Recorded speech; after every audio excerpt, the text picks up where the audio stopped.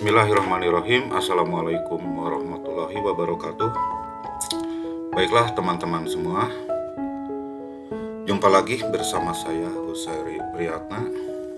Kali ini untuk materi perkuliahan metode penelitian kuantitatif, saya akan menyampaikan tentang uji hipotesis yang sebelumnya sudah kita bahas dari bab 1 sampai dengan bab 6 ya, sampai dengan analisis jalur, dan untuk bab 7 ini yaitu pengujian hipotesis halaman 68. Oke. Selamat berjuang ya pada mahasiswa dalam menyusun skripsinya. Ini saya kira untuk pengujian hipotesis di modul ini terlalu banyak seperti ini, dan saya sudah merangkumnya supaya penjelasannya lebih singkat, padat, dan jelas. Baiklah, kita mulai saja untuk pengujian hipotesis dalam analisis kuantitatif. Ini sebuah contoh hipotesis penelitian berskala ordinal 2 prediktor. Sebelumnya sudah saya sampaikan, untuk berskala ordinal ini diperoleh datanya dari responden yang disebar melalui kuesioner, yang di dalam kuesioner terdapat pernyataan-pernyataan yang dinilai dengan skala Likert, ya, diukur dengan skala Likert 1 sampai dengan 5. Baiklah, untuk judul penelitian dalam latihan ini yaitu pengaruh efektivitas pengendalian biaya dan efisiensi modal kerja terhadap pertumbuhan laba. Jumlah sampelnya atau N ada 64 responden atau 64 orang. Dengan model penelitiannya seperti ini, 2 prediktor yaitu X1, X2, dan Y. Pengaruh X1 dan X2 terhadap Y. Pengaruh X1 secara parsial terhadap Y, pengaruh X2 secara parsial terhadap Y, dan pengaruh secara simultan X1 dan X2 terhadap Y. X1 efektivitas pengendalian biaya, X2 efisiensi modal kerja, dan Y pertumbuhan laba. Adapun hipotesis penelitiannya, dan ini biasanya ada di bab 1 setelah kita memaparkan teori dari para ahli, juga teori penghubungnya seperti apa, teori penghubung X1 dengan Y, X2 dengan Y, itu jika regresi. Jika jalur berarti ada teori penghubung juga antara X1 dengan X2. Juga jurnal penelitian terdahulu yang relevan, yang ada kaitannya dengan penelitian kita ini ya, yang sesuai dengan judul ini.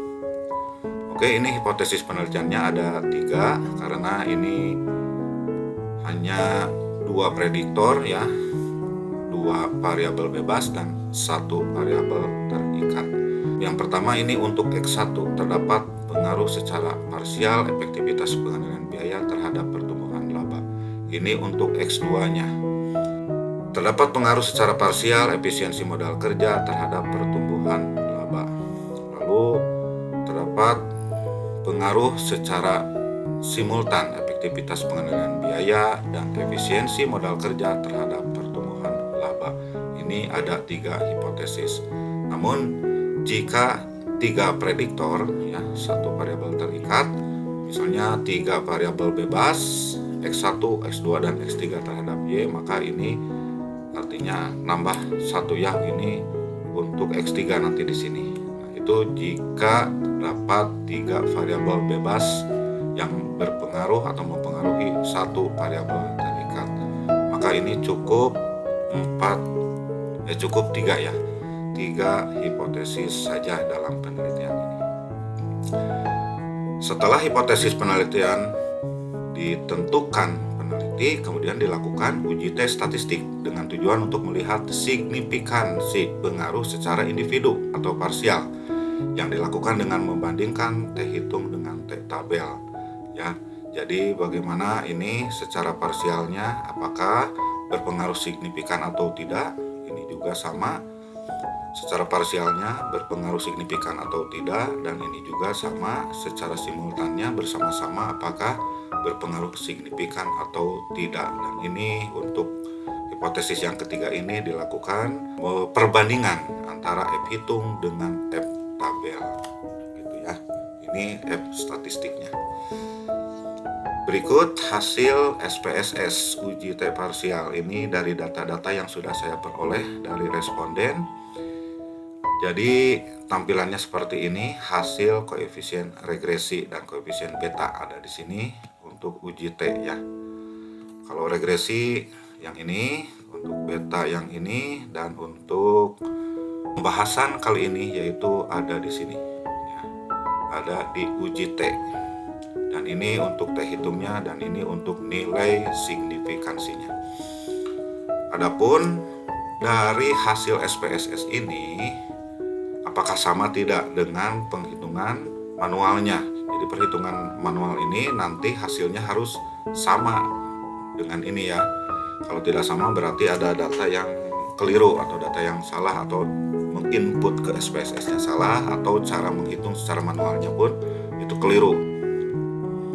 Untuk dua prediktor, yaitu dua variabel bebas terhadap satu variabel terikat, berarti tiga variabel, ini n min 3 gitu ya.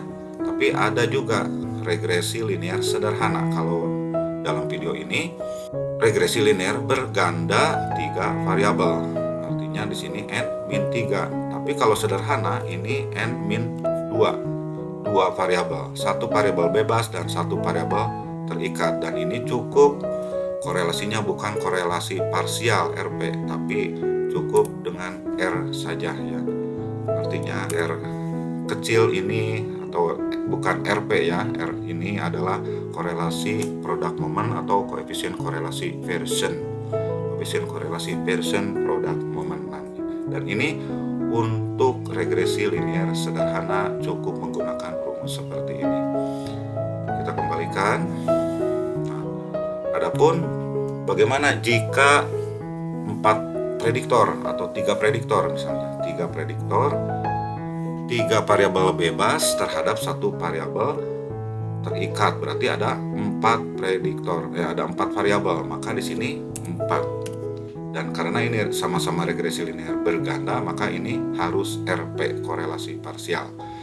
Dan bagaimana jika terdapat semuanya 5 variabel? Ada variabel bebasnya misalnya 4, satu variabel terikat, dan ini berarti 5. Oke, kita kembalikan saja sesuai dengan pembahasan kali ini. Ini RP korelasi parsial. Untuk N banyaknya sampel, tadi sudah saya sampaikan sebanyak 64 sampel. T-nya tingkat signifikan atau T hitung. Sebelum melakukan penghitungan manual dengan menggunakan rumus ini, harus diketahui dulu RP-nya ya, korelasi parsial. Yang ini korelasi parsial X1 dan Y, ini sudah saya peroleh hasilnya dari perhitungan SPSS. Untuk koefisien korelasi parsial X1 dengan Y ini sebesar 0,527 ya, 0,527. Ini setelah diketahui, maka selanjutnya dilakukan penghitungan sesuai rumus ini ya.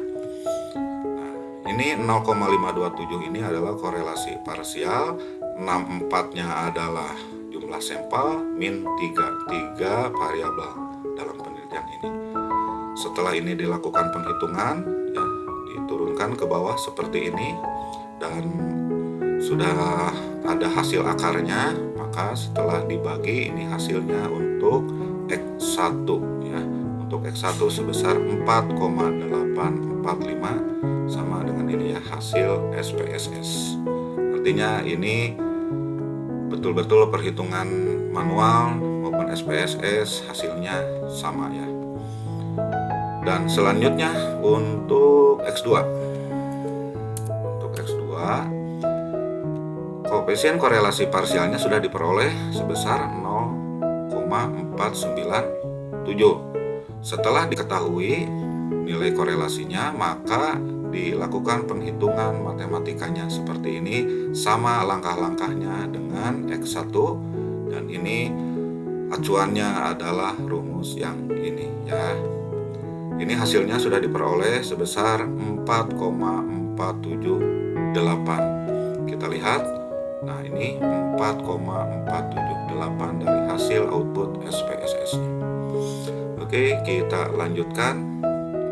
Setelah diperoleh nilai T hitung X1 dan X2, maka selanjutnya kita bandingkan apakah T hitung ini lebih besar atau lebih kecil dari T tabel. Gitu.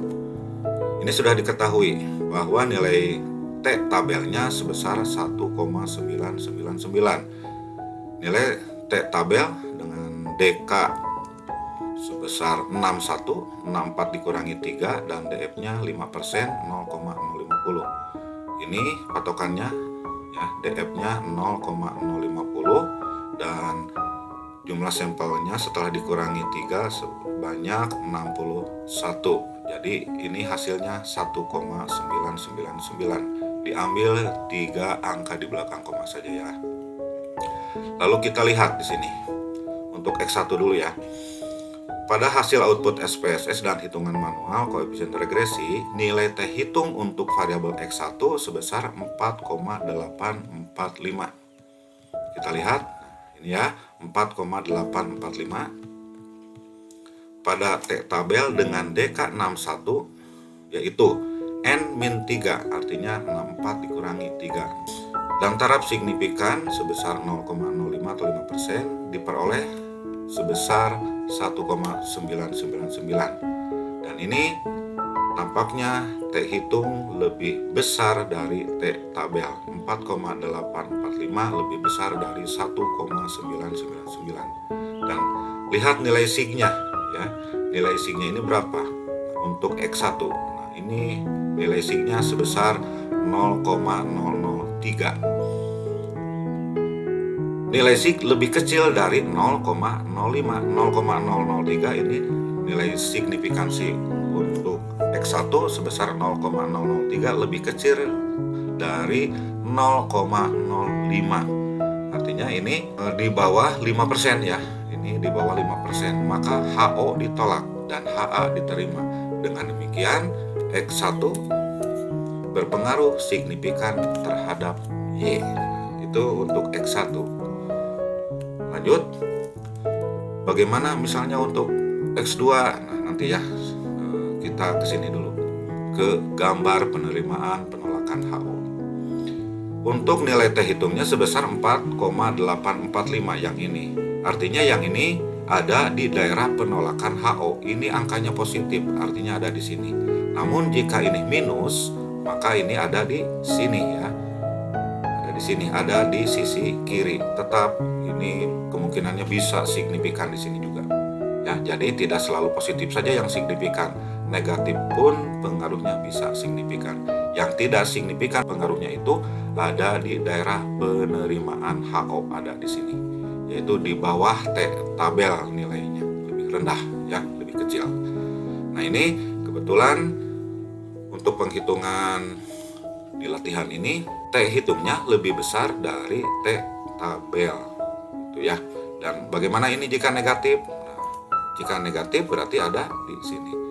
Berarti jika nilai T hitungnya lebih kecil, maka misalnya sebesar 0,234 misalnya ya, berarti ada di sini ya, lebih rendah dari 1,999. Oke, kita balik dulu ke sini.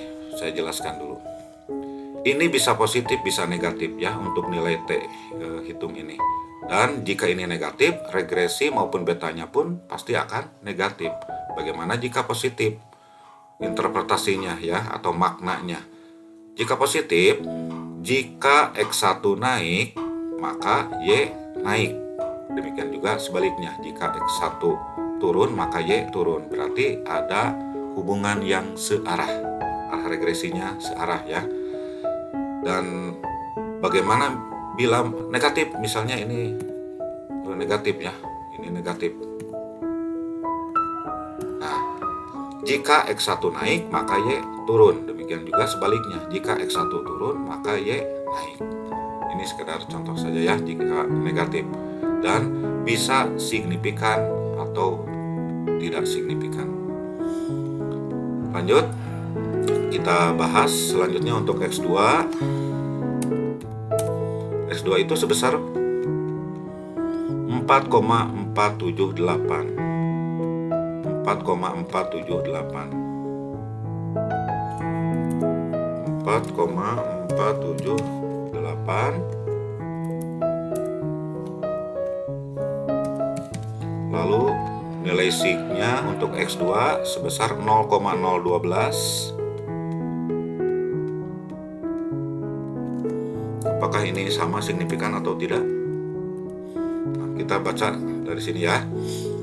Pada tabel hasil output SPSS dan hitungan manual koefisien regresi, nilai T hitung untuk variabel X2 sebesar 4,478. Pada T tabel dengan DK61 yaitu N-3 sama dengan 64-3 dan taraf signifikan sebesar 0,05 atau 5% diperoleh 1,99. Ini masih ya tetap dengan X1 sama karena nilai T hitung lebih besar dari nilai T tabel. Ini sama ya. Untuk X2 juga ini lebih besar dari nilai T tabel. Serta nilai sig lebih kecil dari 0,05 atau 5%. Nah ini 0,12 itu lebih kecil dari 0,05. Ya, jika pusing bisa seperti ini ya. Nah ini 3 digit di belakang koma. Ini untuk nilai sig-nya ini lebih kecil dari 0,050 atau 5%. Maka HO ditolak dan HA diterima, artinya ada di sini 4,478. Ini tetap signifikan ya, karena ada di daerah penolakan HO dan nilai T hitung ini lebih besar dari nilai T tabel. Oke. Baiklah, itulah untuk uji T parsial X1 dan X2 terhadap Y. Gambar di atas T hitung berada di daerah penolakan, maka HO ditolak. Hal ini dikarenakan T hitung lebih besar dari T tabel, maka HO ditolak dan HA diterima ya. Selanjutnya, sekarang kita akan membahas mengenai hasil uji F. Apakah signifikan atau tidak? Kalau uji T untuk X1 dan X2 hasilnya signifikan karena lebih besar dari T tabel dan nilai sig-nya lebih kecil dari nilai probabilitas sebesar 0,05. Dan sekarang untuk uji F ini diperoleh hasil berdasarkan hasil perhitungan SPSS seperti ini ya. Ini untuk F hitungnya dan ini untuk nilai sig-nya sudah diperoleh. Lalu untuk menghitung secara manual menggunakan rumus ini. Ini untuk uji F seperti ini berbeda dengan uji T. R ini berarti yang dikuadratkan koefisien korelasi ganda. Ini bukan R kuadrat untuk koefisien determinasi ya, melainkan R yang dikuadratkan. Lalu K-nya jumlah variabel independen ada 2. N-nya jumlah anggota sampel sebanyak 64 ya. Untuk DK-nya N min K min 1, artinya di sini 64 dikurangi 2 dikurangi 1. Sama ya. Sebetulnya ini juga N min 3 sama dengan uji T. Sebelum dilakukan perhitungan dengan menggunakan rumus ini harus diketahui dulu nilai R-nya ya, nilai R besar, R ganda. Ini hasil korelasi ganda atau R ganda, R-nya sebesar 0,785. Berdasarkan hasil korelasi ganda ini, melihat rumus ini ya, ini hasil perhitungannya. 0,785 ini R ya, hasil R, maka dikuadratkan dibagi 2 dan seterusnya. Seperti ini penghitungannya, silahkan dicoba. Dan hasil untuk F hitung X1 dan X2 terhadap Y sebesar 49,082. 49,082 ini hasil manual, sama dengan hasil SPSS besar 49,082. Lanjut, setelah dilakukan atau diperoleh hasil perhitungan uji F ini, bandingkan F hitung dengan F tabel, apakah lebih besar atau lebih kecil dari F tabel. Setelah diketahui bahwa nilai F tabel sebesar 3,15. Nilai F tabel residualnya 61 dan regresi 2. 61 dan 2, lihat di sini juga sama. Untuk residualnya 61, regresinya 2. 61 regresi 2. Regresi 2 yang ini. Terus 61 ini 64 dikurangi 2 dikurangi 1, ini 61. Maka ini hasilnya 3,15 atau 3,150 ya, bisa. Bila mana ingin mengambil angka 3 digit di belakang koma. Ini interpretasinya. Pada tabel hasil output SPSS ANOVA di atas dapat dilihat bahwa nilai F hitung adalah sebesar 49,082 ya. Sedangkan F tabel dapat diperoleh dengan tabel F derajat bebas, yaitu residual 61 dan regresi 2 dengan taraf signifikan 0,05 atau 5%, sehingga diperoleh nilai F tabel sebesar 3,150 atau 3,15. Karena F hitung lebih besar dari F tabel. Ini F hitungnya 49,082. Ini F tabelnya 3,15 atau 3,150. Ini lebih besar dari F tabel ya, F hitungnya. Maka HO ditolak dan HA diterima. Kemudian nilai signifikansi uji F sebesar 0,000. Lihat ke sini. Untuk nilai sig uji F ini sebesar 0,000. Artinya ini di bawah 5% ya, lebih kecil dari 0,05%. Dengan demikian keputusan yang diambil dengan tingkat signifikansinya bahwa efektivitas pengendalian biaya X1 dan efisiensi modal kerja X2 secara simultan berpengaruh signifikan terhadap pertumbuhan laba Y. Dan ini untuk gambar penerimaan atau penolakan HO. Ini condong ke kanan karena nilai F hitung ini selalu positif ya, tidak pernah negatif. Maka gambarnya seperti ini, condong ke kanan. Kalau uji T ini bisa ke kiri jika signifikan ya, bisa negatif, dan bisa ke kanan jika signifikan. Bisa ke kiri, bisa ke kanan, tengah-tengahnya 0. Dan untuk uji F ini khusus ke kanan saja karena nilainya selalu positif. Dan ini kebetulan untuk penghitungan ini yaitu lebih besar dari nilai F tabel. Artinya untuk nilai F hitungnya berada pada daerah penolakan HO. Berdasarkan gambar di atas, F hitung berada pada daerah penolakan, yang artinya HO ditolak dan HA diterima karena F hitung lebih besar dari F tabel. Nah, begitu ya, agar dipahami oleh teman-teman semua. Berikut keterangannya. Ini pengaruh parsial ya. Jika nilai T hitung lebih besar dari nilai T tabel atau min T hitung lebih kecil ya, ini berarti.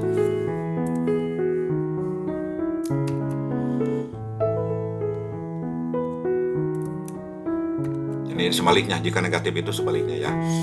Jika nilai T hitung lebih besar dari nilai T tabel atau min T hitung lebih kecil dari min T tabel, nah ini negatif berarti sebaliknya. Dan nilai sig lebih kecil tetap ya. Dan nilai sig lebih kecil dari 5%, maka HO ditolak dan HA diterima. Artinya ini berpengaruh signifikan. Kemudian, jika nilai T hitung lebih kecil dari nilai T tabel atau nilai min T hitung lebih besar dari min T tabel dan nilai sig lebih besar dari 0,055%, maka HO diterima dan HA ditolak. Artinya ini tidak berpengaruh signifikan. Oke. Berikut untuk simultan juga sama, tapi bedanya nilai F hitung ini ya selalu positif, tidak ada negatif seperti ini. Maka ini ya pilihannya. Jadi yang mana, apakah HO ditolak atau HA yang ditolak? Jika HO ditolak berarti HA diterima. Jika HO diterima maka HA ditolak. Misalnya tidak terdapat pengaruh X saja ya, X terhadap Y.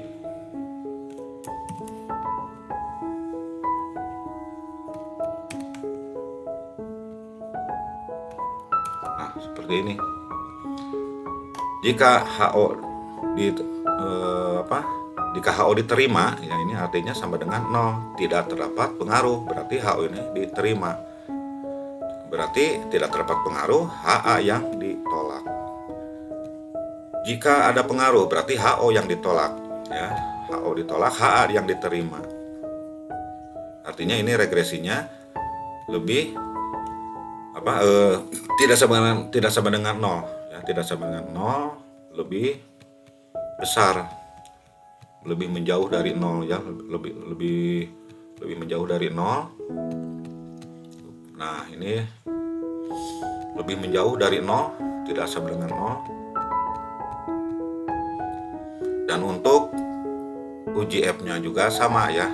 Misalnya ini ada B1 terus 2. Nah, ini jika dua prediktor ya, berarti 1, 2. Berarti X1 dan X2 gitu ya. Ini juga jika dua prediktor atau dua variabel bebas, ini X1 dan X2 itu. Bagaimana jika tiga prediktor, tiga variabel bebas, satu variabel terikat, berarti di sini nambah ya, ada 3.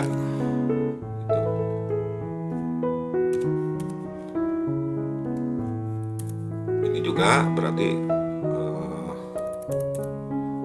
bertambah ya, X1, X2 dan X3. X1, X2 dan X3. Nah, seperti ini ya.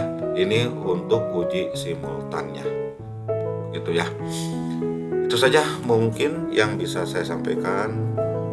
Apabila ada kekurangan maupun kesalahan, mohon maaf.